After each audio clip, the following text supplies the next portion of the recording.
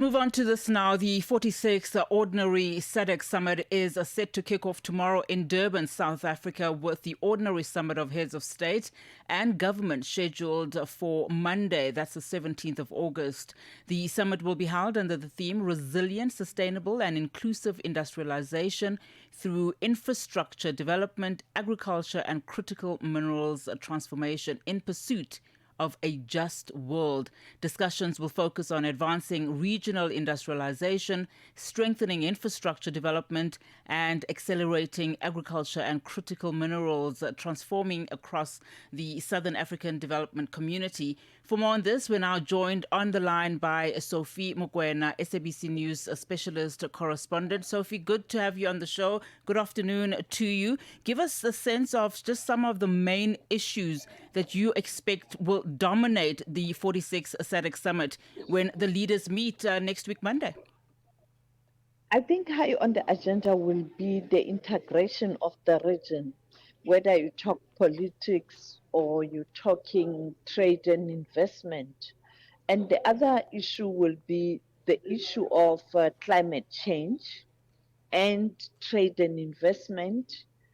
Of course, the issue of migration will also be discussed. As you know, that currently it is one of the burning issues in the region. Absolutely.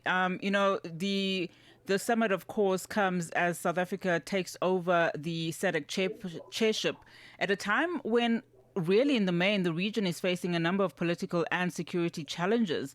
What kind of political leadership can we then expect from President Cyril Ramaphosa?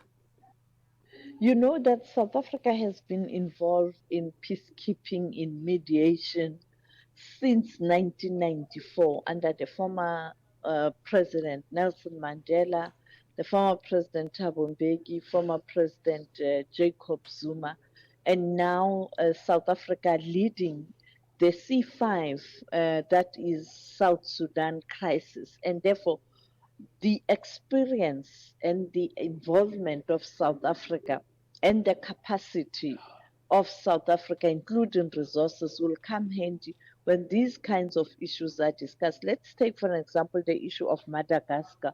We know that a committee of elders are already working there trying to find a solution.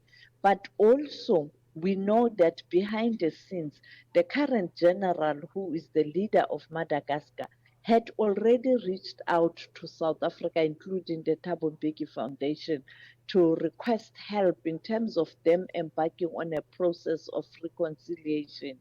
And therefore, South Africa, with its experience, President Ramaphosa having been involved, it will come handy.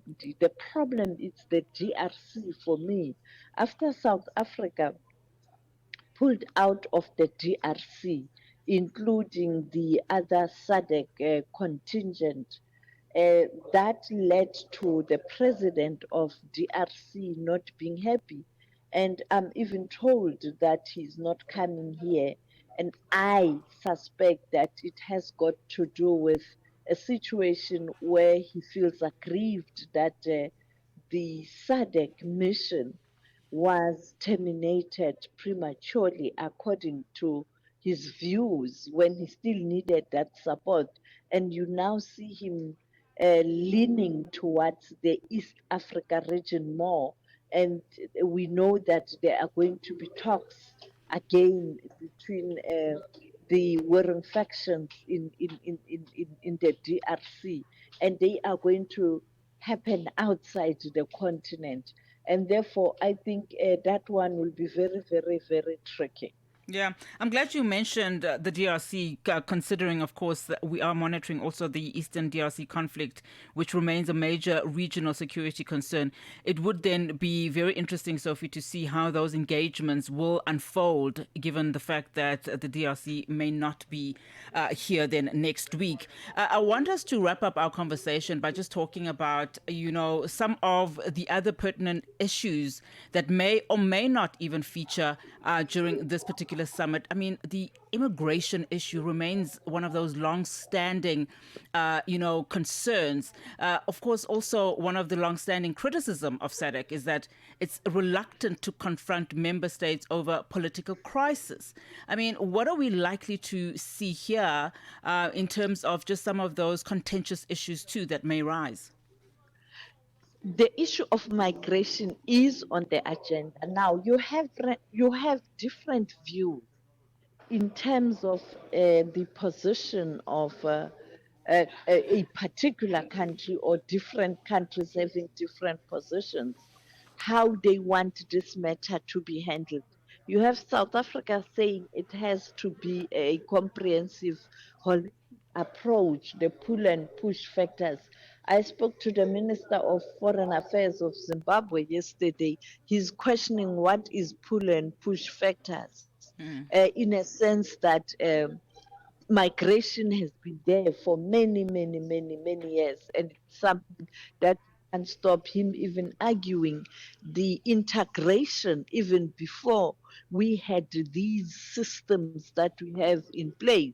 For example, using an example of Chief Albert Lutuli, who was born in Zimbabwe, but who came down to South Africa, ended up leading the African National Congress, and had his parents coming from KZN had moved to Bulawayo. So that movement has been there. And in today, Lutuli would possibly not have been the president of the ANC or the president of the Republic if he wanted to, by virtue of the fact that he's a citizen of Zimbabwe, also having been born in Zimbabwe, making example that some of the recent approach and the laws and the regulations don't speak to the reality on the ground in terms of how the people in the region are linked and are related. And of course, Sophie, so much more to unpack over the next couple of days, especially next week. One of those very critical discussions will obviously be around the transformation of critical minerals in the region. But let's leave it there for now, Sophie. Appreciate your time. That is Sophie Mokwena, SABC News' specialist correspondent. Call us on +27 63